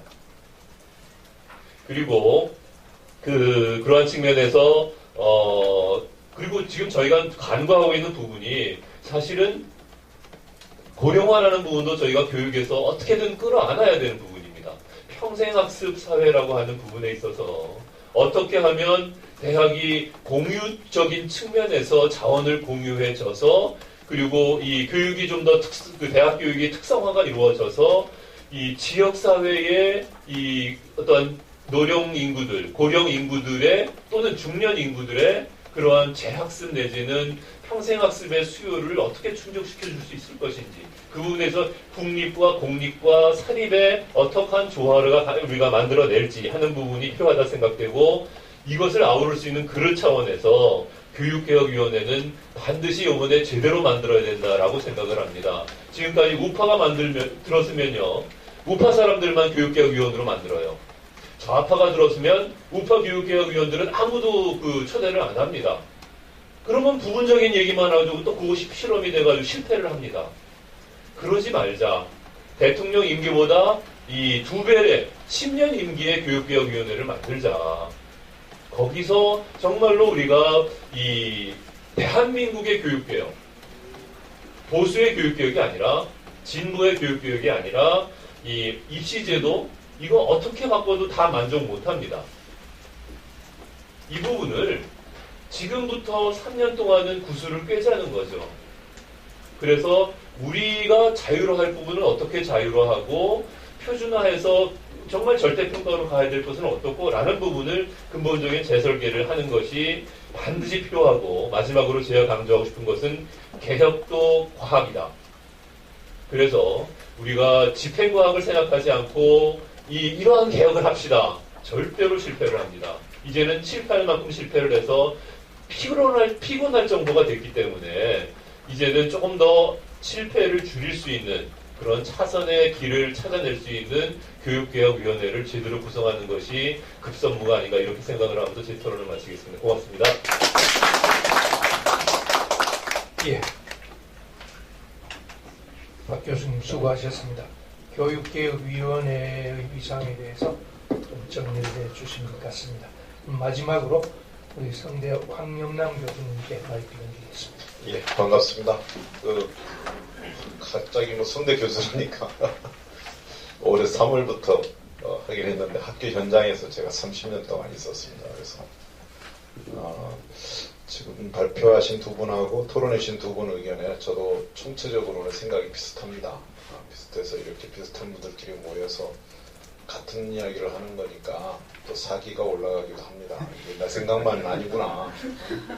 이런 문제를 고민하신 분들이 많구나 하는 생각이 들기도 합니다. 그래서 총체적인 것은 비슷하게 인식하되 조금 차이 나는 부분들, 짚었으면 좋겠다는 부분들을 말씀드리겠습니다. 43쪽에 개조식으로 썼는데 박정수 교수님 말씀해 주신 거하고 김정욱 총장님 말씀하신 것처럼 교육교육 문제들이 많아서 국가교육위원회라든지 또는 교육개혁심의회라든지 뭐 이런 기구가 필요하다.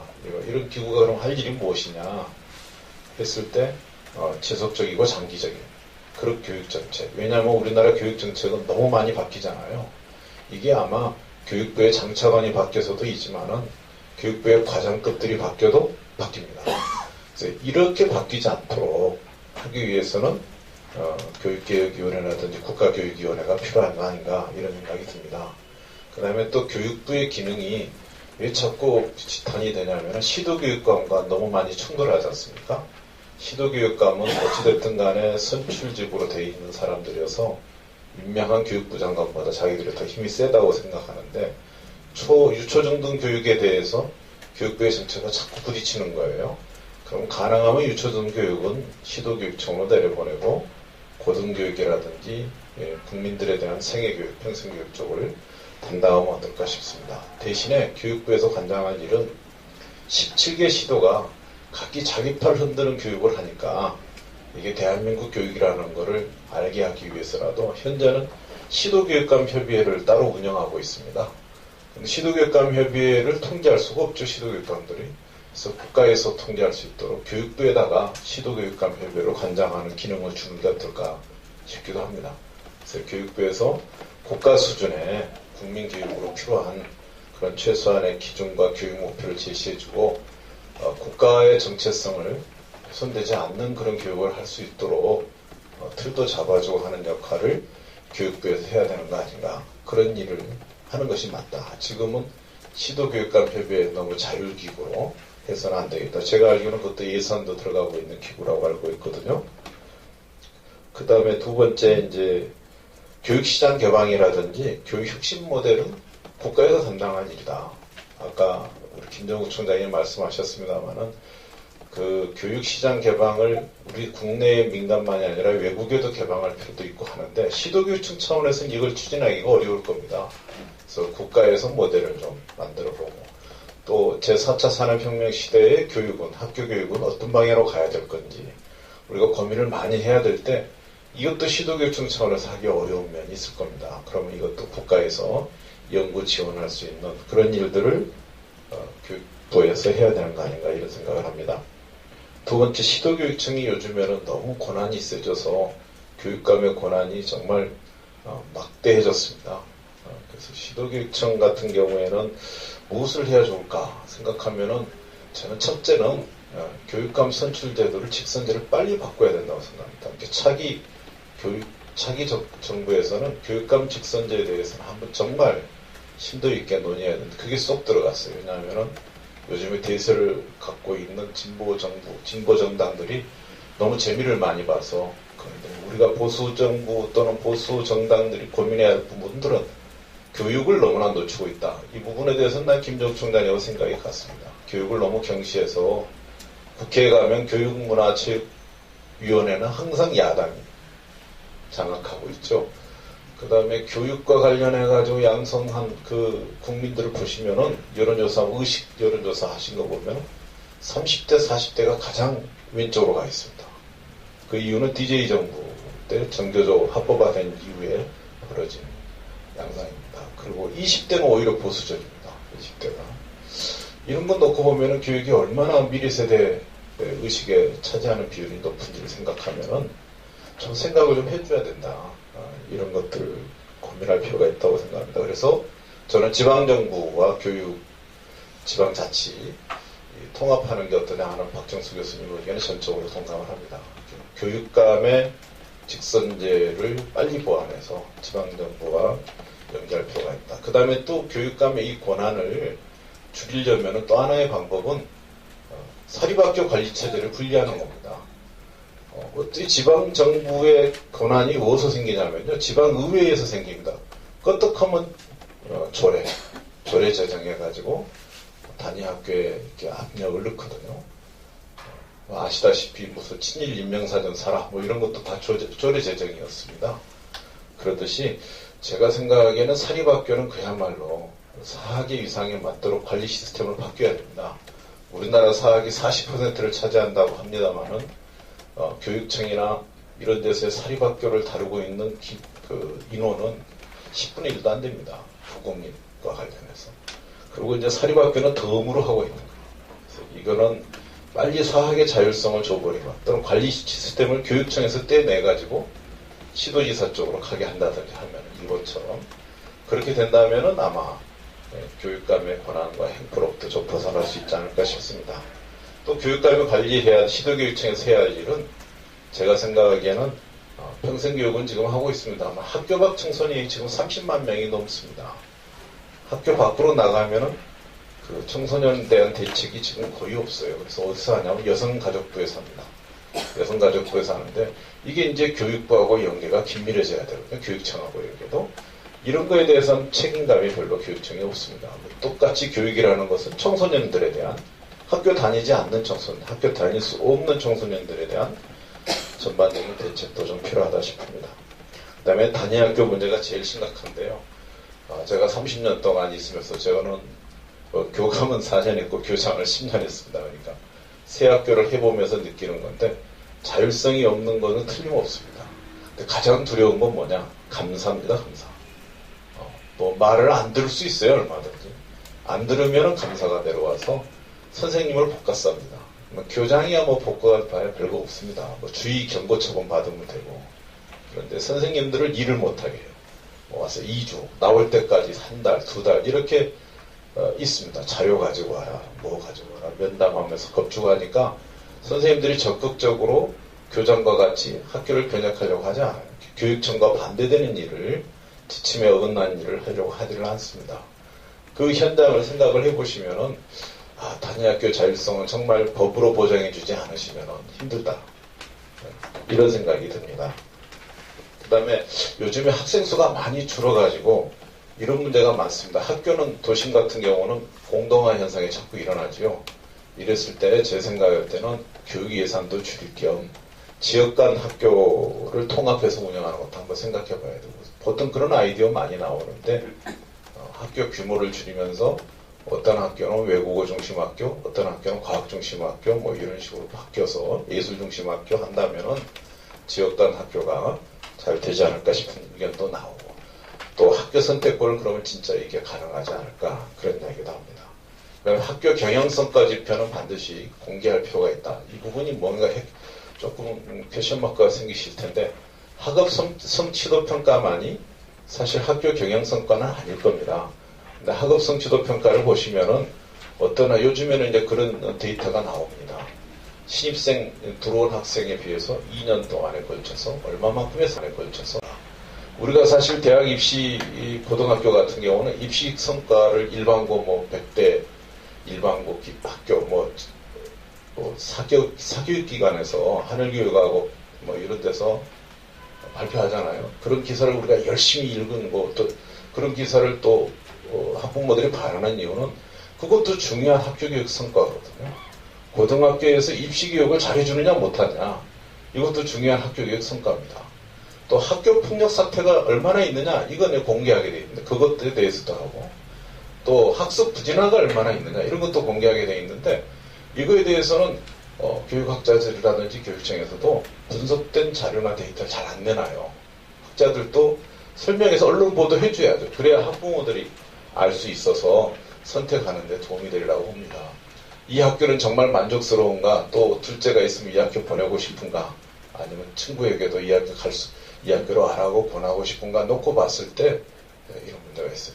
이거는 학교가 좋은 학교다, 어떤 거는 잘 모르겠어요. 개인의 판단에 따라서 다르겠습니다만은 경영 목표가 정해져 있을 때 우리 학교는 입시교육 안 하는 학교입니다 라고 경영 목표를 제시하고 그런 학교를 만들었다면 좋은 학교죠. 그러나 우리 학교는 입시교육도 하겠습니다 해놓고 입시성과가 나오지 않은 학교는 좋지 않은 학교 아닙니까? 서울 같은 경우는 17대 시도에서 학업성취도 입시성적 다 17등입니다. 꼴등인데 학교 선생님이 책임 없다고 느끼는 의식이 어떤 보도를 보니까 73%가 내 책임이 아니다. 선생님 책임이 아니다. 누구 책임인지 모르겠어요. 제가 생각할 때 학생 책임인 것 같아요. 학생이 공부 안 해서 그러는 거지. 나는 학교에서 열심히 가르쳤어. 마찬가지로 학교도 그렇습니다. 교육감들도 이게 학교 경영성과 목표를 제시하지 않으면은 교육감들도 신나죠. 교육감의 어떤 정책, 학교장의 어떤 일, 선생님들 어떤 일들이 공정하게 평가받지 않고 가려지기 때문에, 백년지 대기라는 말로 가려지기 때문에 그러지 않나 싶습니다. 그 다음에 대입제도에서는 또 반드시 있을 것 같아요. 정부가 바뀌면 또 한번 바뀌지 않을까 싶은데, 학생들의 고통을 줄여들기 위한 대입제도로 가려면 어떻게 해야 되느냐, 이런 고민 많이 하는데, 저는 조금 작년에도 이런 주장했습니다. 수능 과목 축소해야 된다. 나는 사탐 가탐을 왜 수능으로 보는지 알 수가 없다. 저는 그런 생각해요. 나는 화학을 좋아하는데 내가 왜 지리 시험 봐야 되는지 모르겠어요. 또 화학시험 물화생기 중에서 두 과목 승태에서 보는 이유를 왜 봐야 되는지 모르는 겁니다. 그래서 사탐 가탐은 학교에서 배운 걸로 끝냈으면 좋겠어요. 내가 화학과 간다고 하면은 그때는 화학시험 보는 것은 나는 인정을 하겠습니다. 수능시험에 탐구 과목을 없애자고 하면 탐구 과목 선생님들은 나지간하죠. 수능시험 없애는 걸 제일 싫어하는 게 선생님들입니다. 왜냐하면 아이들인데 수업을 제대로 안 들으니까. 그 다음에 수능은 EBS 연계는 말이 안 된다는 거 다 공감하실 거고, 자격고사와 하는 게 마땅하다. 그리고 저는 대학에 자율권 줘서 전공 과목은 시험 볼 수 있게 했으면 좋겠습니다. 시험이 객관식이 아니라 논술로 보든 면접으로 보시든 대학에 자율적으로 놔두면은 미천이 드러날 것 같아요. 얘가 얼마나 공부하는 애인지, 공부하려고 하는지를. 그 다음에 고교의 내신 성적 반영 때문에 사실은 입시가 요즘에 고3 고등학교 학생들은 고등학교에 들어가자마자 입시가 시작됩니다. 이 내신 성적 반영이 너무 고통스러워요. 아이들한테 보면 안타깝습니다. 이것 때문에 50% 이상이 엎드려 자도 그 수업을 해야 돼요. 왜냐하면 깔아줘야 되니까 내신으로. 상위권 학생들을 위해서 절반 이상의 학생들이 희생당하는 거죠. 그래서 내신 성적 반영도 최소 과목으로 줄였으면 좋겠습니다. 이거는 교육과정 전공하신 분들도 많이 연구를 했는데 그건 왜 안 써먹은지 모르시겠어요. 전 과목을 다 해야만 고교교육 정상화에 기여한다. 이런 이야기 하시는 분들은 다시 한번 학생 입장에 대해서 공부해 봤으면 좋겠습니다. 학생 입장에 대해서. 얼마나 이게 학생을 괴롭히는지 그런 생각이 듭니다. 그 다음에 수시를 뭐 적게 하고 정시를 늘리는 게 도움이 된다 하지만은 이거는 저 일부 교육학자들의 잘못된 편견인 것 같습니다. 이 생각이 좀 있고. 제가 핵심 교육 정책과제에 썼습니다. 이거는 김성열 교수님도 그러셨고 이성호 교수님도 말씀해 주셨는데 4차 산업식량화 교육 시스템은 뭐냐면요. 현재 학교 교육 시스템은 벽돌 공장 찍어내는 공장식 그런 교육 시스템입니다. 나이가 같다고 그래가지고 똑같은 내용을 똑같은 속도로 학습하는 거잖아요. 이러지 말고 개인의 진짜 학습 능력, 속도에 따라서 학습할 수 있도록 했으면 좋겠다. 그 다음에 저출산 대책을 위해서라도 저는 교육복지는 강화하는데 저는 바우처로 돈을 좀 많이 줬으면 좋겠어요. 학생이 학교 들어가기 전까지 한 달에 100만 원씩 줘도 그러면 여성분들이 애 낳으려고 하잖아요. 저 아이 키우느라고 너무 힘들다고 하는데 무조건 한 달에 100만 원씩 주면 가만히 머릿속에 생각해 보니까 100만 명한테 준다 하면 10조 정도 아닌가요? 우리 예산 트면 저출산 극복에 도움이 되지 않을까. 그걸로 뭐 애들 안 가르쳐도 좋고 집에서 애 봐도 좋고 뭐 어느 식으로 가면 어떨까 싶어요.